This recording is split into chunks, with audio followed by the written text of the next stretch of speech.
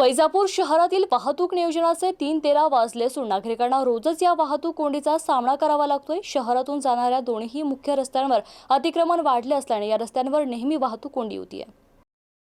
वैजापूर शहरातून जाणारे दोन मुख्य रस्ते छत्रपती संभाजीनगर शहराला जोडल्या जातात, त्यामुळे या दोन्ही रस्त्यांवर नेहमी वर्दळ असते। मात्र छोट्या मोठ्या व्यावसायिकांमुळे या रस्त्यावर नेहमी वाहतूक कोंडी होतीये। रस्त्याच्या दोन्ही बाजूंना छोट्या मोठ्या व्यावसायिकांनी आपली दुकानं थाटली असून याचा फटका सर्वसामान्य नागरिकांना सोसावा लागतोय। वैजापूर शहरातील मुख्य भारतरत्न डॉक्टर बाबासाहेब आंबेडकर चौकात नेहमीच वाहतूक कोंडी होतीये।